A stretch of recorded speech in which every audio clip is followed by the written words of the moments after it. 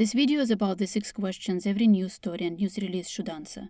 The 6 questions are also known as the 5 W's and an H, and these are who, what, where, when, why, and how. Taken together, these questions offer a formula explaining how to start writing about something that has just happened. The first part of this video introduces the formula, and the second part looks at how the formula changes from story to story. You will notice that throughout the video, the formula gradually gets a bit more complicated, in part because of how grammar works when you're writing up the 5 W's and an H. But let's keep the formula simple for the time being. If I were to tell you in a video how I spent my Saturday morning, this would be an establishing shot. An establishing shot will tell our audience where and when we are. It's not always clear when we are, where we are, when we are indoors, but I hope it is clear that there is daylight in that room. To show you what I was doing in my closet, I will need to move the camera closer to get a medium shot of action. I'm recording a voiceover for this video. Finally, the camera has to move even closer to take a close-up shot. A close-up shot often focuses on the face of the hero of the story, but we can also film hands or some other details. By the way, I usually look like this on Saturday mornings. But for this video, I decided to dress up a little. It took me some time to figure out by how much to dress up.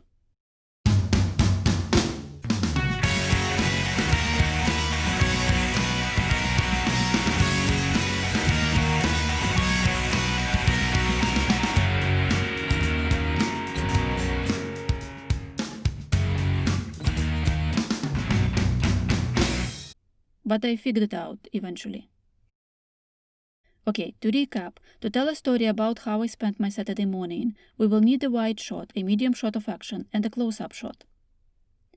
If I were to write the story in a sentence, in my head I'd change the order of these shots. I would first start my sentence with the doer of the action, that's our who. After that, I will name the action, that's our what. More precisely, that's our did what, because we need to name the action, and that usually happens with the help of a verb.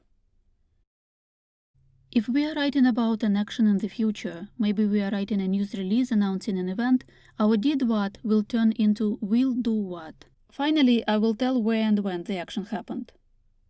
So let's write this up. The who is Yulia Medvedeva. Did what is the action, and that is recorded a voiceover for a video. I know this is a long way to state the action, but in this case we need the details on top of the verb recorded, although there will be cases when a verb by itself is enough. Our where is in a closet, and our when is on Saturday morning.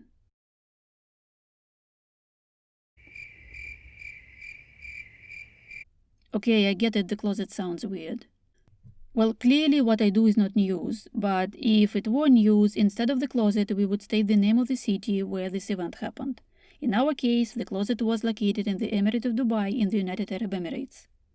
So our where is in Dubai. We would include the name of the country, United Arab Emirates, after Dubai, if we were writing for the audience outside the United Arab Emirates. But for now, let's imagine we are writing for the local audience already in the United Arab Emirates. They know where they are, so no need to clarify the country. Also, since we've started editing, we need to decide if the time of day in our when is important. In this case, it's probably safe to delete the morning to save space. By the way, we use days of the week for events that happen within 1 week of the day when the news is published. Now, imagine you are writing a news release about an event that is more than 1 week ahead of when you are sending out the news release. In this case, you should use the date instead. The same is true when you're writing about events that happened more than 1 week ago. However, something tells me you are using days of the week more often than dates, so let's keep the when as on Saturday. Now, if people have read the first sentence about who did what, where and when, and are still interested in reading this story, there are 2 more questions we should answer for them. And these are the questions about why and how this happened. By the way, we do not have to continue with the why. We can answer the question of how first. The order depends on the story. In my case, it seems logical to first explain how the recording happened. That is, we will say the how before the why. She recorded the voiceover in a closet. Yes, the closet stays in the story because it's an important part of the process. with an Audio-Technica 2020 microphone and Audacity software.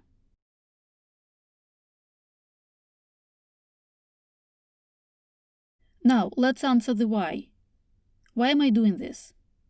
Medvedeva, we are using only my last name now because this is the second time we mention me in the story, and I'm older than 17, which makes me an adult, and adults in news stories are addressed by their last names. So, Medvedeva said she hopes the video will be useful to students studying news writing or public relations writing. We say Medvedeva said she hopes because hearing her say this is the only way to know what her hopes are. To recap, a news story or a news release will answer these 6 questions early on. Usually in the first sentence, we'd explain who did what, where, and when. The first sentence is also known as the lead. By the way, if we have space, we will hint at how or why something happened right here in the lead. By the word hint, I mean a short explanation of how or why that often comes before we state the where. In the next sentence or two, we will answer the questions of how or why or both in full. Let's see how this happens in the next example. A man died of a stab wound in a certain city on Monday night. He was found bleeding in City Gardens Park and died in the ambulance on the way to the hospital. Please note that in the lead we include the fact how he died of a stab wound before we state the where. By the way, some people may say that the stab wound is the cause of death, so technically this is not the how, this is the why. For me, the why would answer the question of why the man was stabbed. For instance, was it an armed robbery? But I will not fight you on saying that we are hinting at the why in the lead and not at the how. The next example uses footage from a video news release created by NASA's Goddard Space Flight Center. The text of the example is a made-up one, but it is based on several real news stories about wildfires. Information related to NASA is real. So we are writing a breaking news story about a wildfire.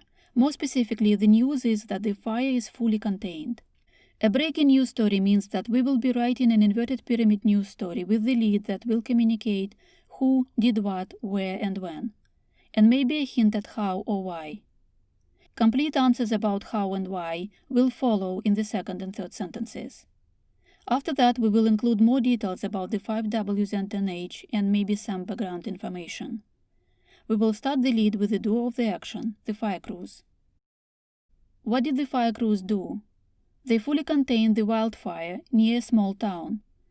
You need to imagine that there is a name of a concrete small town here. And the when would be the day of the week when the event happened. This was on Tuesday.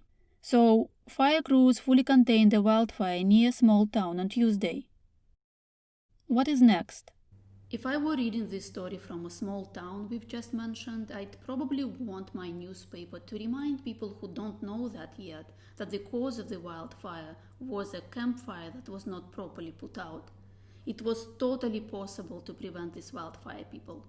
I live in this small town. I want to be safe. So we will focus the second sentence on the why the wildfire happened. And we are going to write it up as this. The fire started on Sunday, most likely from a campfire that was not properly put out. So far we've covered who did what, where, when, and why the event happened in the first place. Please note that when we are stating that the fire started on Sunday, we are also painting a picture of how the fire developed, and the campfire is a part of this picture too. Now let's answer the question of how exactly the fire was contained. To aid the crews on the ground, the fire's perimeter was monitored by the National Forest Service plane, and 2 aerial firefighters were employed. Let's continue the story with some more details about what is done by NASA to help fight wildfires around the world. Main engine start and liftoff of the Atlas rocket with Terra. Please remember that information about NASA's activities are real facts. So we'll continue our inverted pyramid story as follows. Local fire management teams have access to information from satellites launched by American Space Agency NASA and by the National Oceanic and Atmospheric Administration. Such satellites identify fires early on and can detect fires deep in the forests far from human settlements. The satellites also help evaluate the aftermath of wildfires.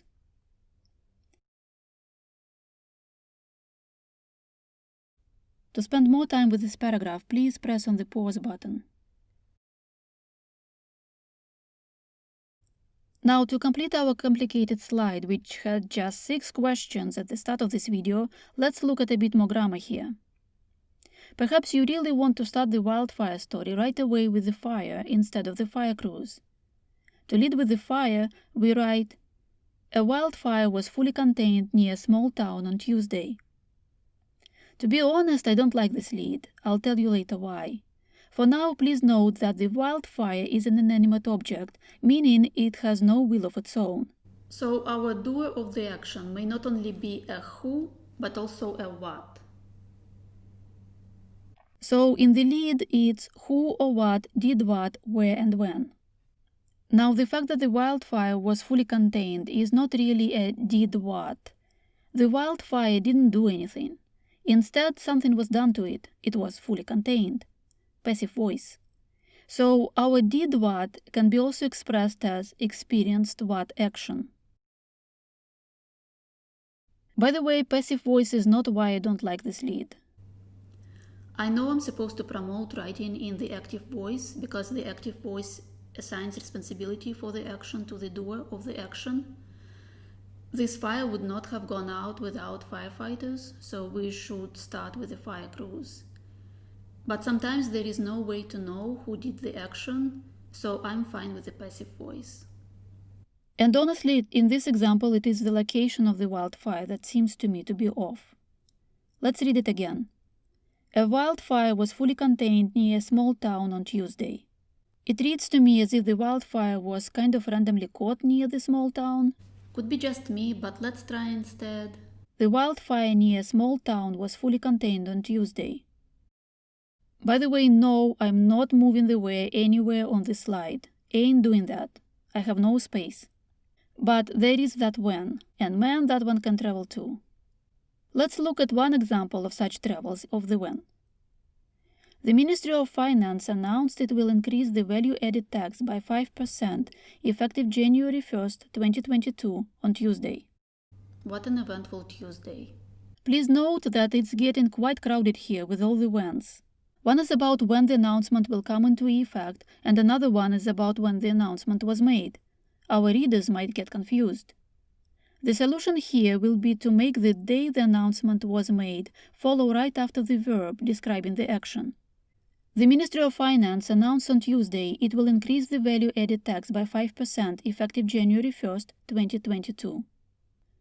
I guess this is how it will be reflected on the slide with the 5 W's and an H. And yes, I am aware we are missing the where in the Ministry of Finance example.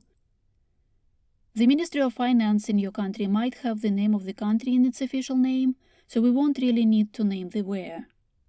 And no, I am not changing anything on that slide. Look at it already. It's hard to be a detail-oriented person, or to be taught by one. What I want to say here is, the 5 W's and an H remind us which questions we should answer early on when telling breaking news. If you don't know how to start your story, see if you can start with the doer of the action who did something, somewhere, sometime in the recent past, and then see if that's the best way to create for your readers the same picture you have in your mind. And this brings us to the end of this video. This video showed that inverted pyramid story structure starts with answers to 6 questions about an event. The who names the main hero of the story, the what names the action, the where names the place, often as a city, and the when names the time, usually as a day of the week. The why explains the cause of the event, and the how describes the developments of the event. We also learned that not all events fit the simple version of the formula. The formula gets even more complicated when we take into account the rules of grammar. This video was created by me, Yulia Medvedeva. The visuals for the wildfire story example came from NASA's Goddard Space Flight Center. Thank you for watching.